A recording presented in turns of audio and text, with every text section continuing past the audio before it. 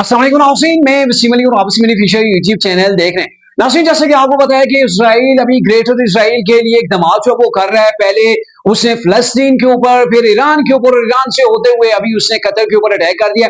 और इस अटैक के बाद उस इजरायली प्राइम मिनिस्टर नेतन्याहू ने पाकिस्तान को भी धमकी दे दी है। जी हाँ, पाकिस्तान का नाम लेके नेतन्याहू ने क्या कुछ कहा, ये इस ब्लॉग के अंदर हम आपको बताएंगे। और दूसरी तरफ पाकिस्तान की क़यादत अभी दोहा कतर के अंदर मौजूद है। तो कतर के अंदर अब 15 सितंबर का वो उन्होंने अनाउंसमेंट डेट की कर दी है कि 15 सितंबर को कतर के अंदर इस्लामी ममालिक का एक इजलास भी होने जा रहा है, जिसके अंदर बड़े तगड़े लेवल के ऊपर जो है वो फैसले लिए जाएंगे। तो क्या कुछ डेवलपमेंट्स होने वाली है, क्या पाकिस्तान को इसराइल ने धमकी दी है, ये तमाम तफसीलात इस ब्लॉग के अंदर हम आपके साथ शेयर करने जा रहे हैं। सो आगे बढ़ने से पहले आपसे गुजारिश है कि आपने इस वीडियो को जरूर देखना है एंड तक, और फिर इस वीडियो को आपने शेयर भी करना है। अच्छा, अभी जो मिसाइल जो चल रहे हैं, जो ताजा तरीन डेवलपमेंट्स हैं, वो अगर हम आपको बताएं तो ग्रेटर इसराइल के लिए इसराइल काफी सालों से काम कर रहा है। और इसके साथ इसराइल का साथ जो दे रहा है वो अमेरिका दे रहा है, यूरोपियन कंट्री जो वो दे रहे हैं। अभी बेशक अमेरिका अपने आप को डिस्टेंस कर ले। आपको याद होगा कि जब भारत और पाकिस्तान का कॉन्फ्लिक्ट हुआ था, जंग स्टार्ट हुई थी, तो अमेरिका ने उस वक्त भी कहा था कि हम न्यूट्रल हैं, हम साइड के ऊपर खड़े हैं, इनका आपसी मामला है, आपस में निपट लेंगे। लेकिन जब भारत को मार पड़ी थी, अभी जैसे इसराइल जो वो हाइपर किया हुआ है, इसराइल को जैसे जंगी जुनून चढ़ा हुआ है, ऐसे भारत को भी चढ़ा हुआ था। लेकिन जब पाकिस्तान ने भारत की ठुकाई की तो सर यही अमेरिका बीच में कूद पड़ा था और फिर उसने भारत को बचाया। अच्छा, यही कुछ अभी यहां पर भी हो रहा है। अभी तो अमेरिका ने कह दिया कि भाई हमारा तो इससे कोई लेना देना नहीं है। मैंने नेतन्याहू को रोका था और इसके वाले से कुछ जरीदों के अंदर, कुछ अखबारात के अंदर, इंटरनेशनल जो अखबारात है उनके अंदर आर्टिकल्स भी डोनाल्ड ट्रंप ने छपवाए कि इससे मेरा कोई लेना देना नहीं है। डोनाल्ड ट्रंप जो है वो नाराज हुए नेतन्याहू के ऊपर, आपने ऐसा इकदाम क्यों उठाया। बहरहाल ये डोनाल्ड ट्रंप और नेतन्याहू की आपको पता है एक वो गेम है। वो गेम ऐसे ही खेलते हैं कि एक जो है वो दूसरे मुल्क के ऊपर अटैक करता है, दूसरा उसकी मजम्मत कर देता है, और ऐसे ही फिर आगे बढ़ते हैं और फिर सोलह सफाई की तरफ मामला को लेके जाते हैं। अभी जिस अंदाज के अंदर इसराइल ने कतर के अंदर अटैक किया, तो सर ये उम्मत मुस्लिमा के लिए बड़ा लम्हा फिक्री है। स्पेशली अगर मैं बात करूं तो ये जो हमारे अरब कंट्रीज हैं जो कि सोए पड़े हैं, बल्कि मैं आपको बताऊं कि इनकी जो सिक्योरिटी है वो भी अमेरिका के हाथों के अंदर है। इनकी सिक्योरिटी अपने हाथों के अंदर नहीं है जितनी अमेरिका के हाथों के अंदर है। इनके पास अगर आप वेपन देखें तो वो भी आपको यूरोपियन मिलेंगे, यानी कि इसराइल के भी मिल सकते हैं आपको, वहां पे रशियन मिलेंगे आपको, वहां पे जो इनकी जो टेक्नोलॉजी है वो अमेरिकन है। तो ये सारी चीजें वहां है, और इन ममालिक ने अपने फौजी अड्डे भी जो है वो अमेरिका को दे रखे हैं। ठीक है, अड्डे भी इन्होंने अमेरिका को दे रखे हैं, अमेरिका वहां से इवन के उड़ान भरता है। और ये जो कतर के ऊपर अटैक इसराइल ने किया है, इसके बारे में बातें हो रही है कि मुस्लिम ममालिक के अंदर से ये तैयारी जो वो हो रही है, या फिर उन्होंने वहां पे रीफ्यूल किया है मुस्लिम ममालिक के अंदर, और फिर जाके कतर के ऊपर जाके इन्होंने अटैक किया। आपको याद होगा कि इसी कतर से, गालिबन कतर से जो है वो ये तैयारे उड़े थे जब इन्होंने ईरान के ऊपर अटैक किया था अमेरिका ने।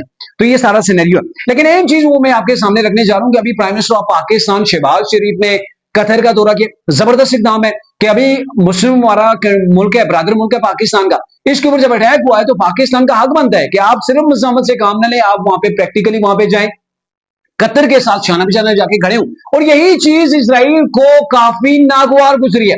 इसी चीज को बेस बनाते हुए इसराइली प्राइम मिनिस्टर ने पाकिस्तान के खिलाफ कुछ बातें की है। पाकिस्तान के खिलाफ उन्होंने क्या बातें की हैं वो मैं आपको बताता हूं, लेकिन उससे पहले मैं आपको बताऊं कि अभी पाकिस्तान का वफ्द जो है वो दोहा कतर के अंदर मौजूद है, जिसके अंदर प्राइम मिनिस्टर ऑफ पाकिस्तान मियां शहबाज शरीफ है, जिसके अंदर डिप्टी प्राइम मिनिस्टर और वजीर खारजा पाकिस्तान इसाक डार मौजूद है, वजीर इतलात नशरियात जो है वो अताउल अताहिर वहां पे मौजूद है, पाकिस्तान के वजीर दिफा ख्वाजा आसिफ भी दुआ इसका अंदर जो है वो मौजूद है, इस दौरा वो भी कर रहे हैं सरकारी दौरे के ऊपर। ये तमाम जो है पाकिस्तान का वहां पे मौजूद है, और पाकिस्तान ने वहां पे कतर के जो अमीर हैं उनके साथ पाकिस्तान के प्राइम मिनिस्टर शहबाज शरीफ ने 1-to-1 मुलाकात की है।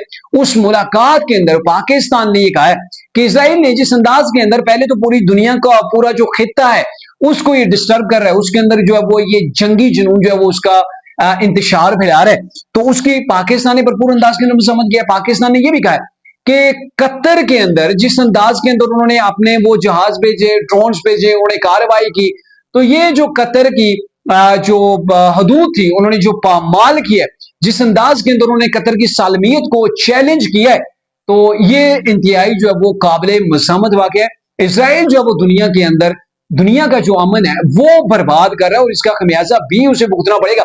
और सबसे अहम चीज कि पाकिस्तान ने कहा कि उम्मत मुसलमान के तमाम मुस्लिम ममालिक जो है वो याकीजान हो जाएं, वो एक प्लेटफॉर्म के ऊपर खड़े हो जाएं और फिर इसराइल की जो जारियत है उसका मुंह तोड़ जवाब देंगे। पाकिस्तान ने कतर के अंदर बैठ के ये पैगाम जो वो पूरी दुनिया को दिया है।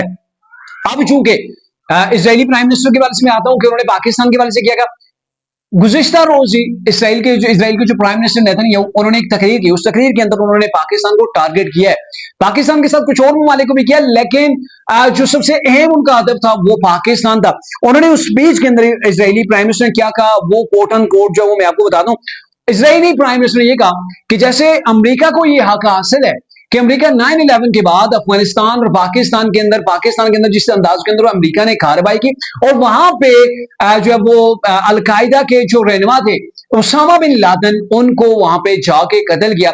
सेम जो है वो इसराइल को भी हक हासिल है कि जो इसराइल के दुश्मन हूं, जो इसराइल के टेररिस्ट हूं, जो इसराइल के दहशतगर्द हूं, जो इसराइल के अंदर कार्रवाइयां करते हो उनके खिलाफ जो है वो जाके कार्रवाई करे किसी भी मुल्क के अंदर। तो सेम वही स्टोरी उन्होंने कहा जैसे अमेरिका ने किया वैसा मैं भी करूंगा और ये मुझे हक हासिल है।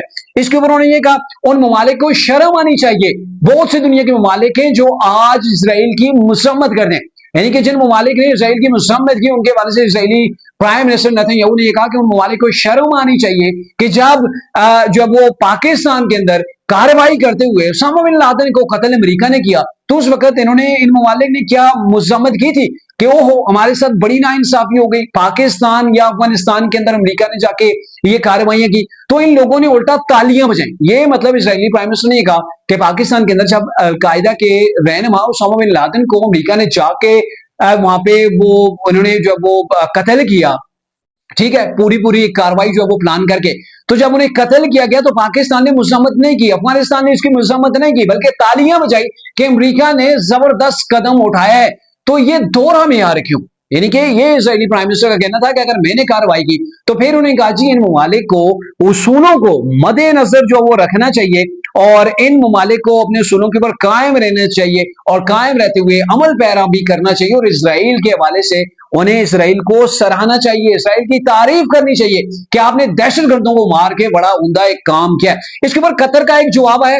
कतर ने इसके ऊपर यह कहा है कि पहली बात यह है कि ये जो हमास के लोग थे ये यहाँ पे खुफिया तौर पर जो वो कतर के अंदर नहीं रह रहे थे, बल्कि इसराइल और अमेरिका की अपील थी कि आप इन लोगों को बिठाएं और हमारे मामलात को हल करें, मामले को तस्वीर की तरफ लेके जाएं।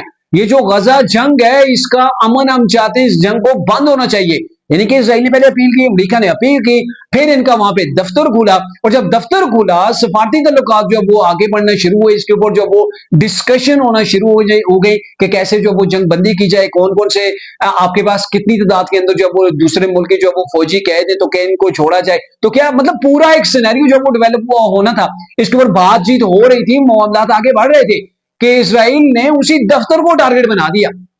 आप अंदाजा लगाएं, पहले मिन्नते तरले किए गए कि इनको बिठाएं, हम इनके साथ बात करना चाहते हैं और जब कतर ने सालसी की कोशिश की तो उसी दफ्तर को इन्होंने टारगेट किया। पहला जवाब तो इनकी तरफ से ये आ गया। दूसरी बात मैं आपको बताऊं, आपको पता है कि पाकिस्तान ने खुल के मजम्मत की है, चाहे ईरान के अंदर इसराइल ने अटैक किया है, ईरान के अंदर अमेरिका ने जो वो अटैक किया है, अभी जो वो कतर के ऊपर अटैक हुआ है इसराइल की जानब से, तो पाकिस्तान ने खुल के पूरी दुनिया के सामने शदीद अल्फाज के अंदर मजम्मत की और ये कहा है कि इसराइल को आप पाकिस्तान मतलब जितनी भी उम्मत मुसलमान के ममालिक हैं उन सबको यकजान होकर रोकना होगा। इसराइल जो है वो अपनी हदूद से आगे बढ़ रहा है, ठीक है, तो इसराइल को हमें रोकना होगा वरना हालात जो वो खराब हो सकते हैं और इसके लिए उम्मत मुसलमान के तमाम मालिक को बैठना पड़ेगा। तो पाकिस्तान ने जब ये बातें की और अभी पाकिस्तान के प्राइम मिनिस्टर जो वो दुआ के अंदर मौजूद हैं, तो इन तमाम चीजों को लेके इसराइल के प्राइम मिनिस्टर जो वो काफी इसके अंदर जो वो हाइपर क्यों है कि पाकिस्तान क्यों इन ममालिक को लीड करना चाहे। और इसराइल को सबसे बड़ी तकलीफ भी यही है कि पाकिस्तान ओनली वो कंट्री है मुस्लिम दुनिया का जो न्यूक्लियर पावर रखता है और सिर्फ पावर रखता भी नहीं है, पावर का इस्तेमाल भी जानता है। सर पाकिस्तान ने ठोक बजा के जिस अंदाज के अंदर 4-5 घंटों के अंदर भारत के होश ठिकाने लगा दिए, ठीक है, पूरे के पूरे भारत को घुटनों के ऊपर जो वो कर दिया था और ये पूरी दुनिया ने तमाशा देखा था, पूरा भारत तमाशा बन गया था। इनके इवन पूरा यूरोप जो उनके साथ था वो भी तमाशा बन गए थे। यूरोपियन जो टेक्नोलॉजी थी वो पाकिस्तान के सामने फ्लॉप हो गई थी। तो ये सारी जो चीजें आप खटक रही हैं इसराइल को, और ये पहले से भी खटक रही थी कि पाकिस्तान के पास जो पावर है इससे इसराइल को खतरा है। तो इन तमाम चीजों को लेके अब इसराइल ये चाह रहा है या फिर फ्यूचर के अंदर हो भी सकता है कि पाकिस्तान और इसराइल एक दूसरे के सामने सामने आ जाए। और जब ये वक्त आएगा आप देखिएगा कि इसराइल को पाकिस्तान ना को चने चुपवाएगा, इसराइल को लग पता जाएगा कि वो उसने जो पंगा जिसके साथ लिया इससे पंगा उसे नहीं लेना चाहिए था। अभी भारत को पता है कि उसने पाकिस्तान से पंगा लेके कितनी अपनी तबाही करवाई है, कितनी चित्रोल करवाई है, और फिर उसके बाद भारत दिन ब दिन जो वो जमीन बोस हो रहा है पाकिस्तान की। अल्हम्दुलिल्लाह पूरी दुनिया के अंदर पाकिस्तान को पसीराई मिली है, पाकिस्तान को तो अल्लाह ने इज्जत बख्शी है। तो ये चीज है कि अभी इसराइल का फोकस अभी अगर उन्होंने अटैक किया तो मेन जो फोकस है वो पाकिस्तान है, और पाकिस्तान वो मुल्क है जो कुफरिया ताकतों के दांत इंशाल्लाह जो है वो खटे कर सकता है। तो आगे फिर चलते हुए इसराइल ने तड़ी ये भी लगाई है कि अब जिन ममालिक के अंदर हमास के जो वो लीडर या फिर इनके रहनुमा मौजूद हैं वो ममालिक इनको अपने मुल्क से निकाल दें। दूसरा ऑप्शन ये दिया है कि अगर नहीं निकालते तो इनको इंसाफ के कुटहरे के अंदर लाएं, और अगर आप ये भी नहीं करते तो आप तैयार रहें कि इसराइल आपके मुल्क के अंदर जाके कार्रवाई करेगा। मैंने आपको गुज़िश्ता ब्लॉग के अंदर भी बताया था कि हमास की लीडरशिप तुर्की के अंदर भी मौजूद है, दीगर ममालिक के अंदर भी मौजूद होगी। तो क्या इसराइल वहां पर भी जो वो कार्रवाई करेगा? अलबत्ता पाकिस्तान के अंदर तो ये लीडरशिप मौजूद नहीं है, लेकिन अभी जिस अंदाज के अंदर इसराइल जो है वो ये सारी तड़ियां लगा रहा है, आने वाले दिनों के अंदर देखा जाएगा कि अब उम्मत मुसलमान जो है वो क्या डिसाइड कर दिया, क्या सिर्फ वो अपनी फजाई हदूद बंद करेगी या फिर इसराइल को जवाब भी देगी। और मेरे ख्याल में अभी जवाब तो बनता है कि इसराइल को जबरदस्त जवाब दिया जाए ताकि इसके होश ठिकाने आ जाए कि मुस्लिम उम्मत मुस्लिम ममालिक ये सोए पड़े नहीं है। अब तक के लिए इतना ही था, अगले ब्लॉग तक के लिए इजाजत दीजिए। अल्लाह हाफिज।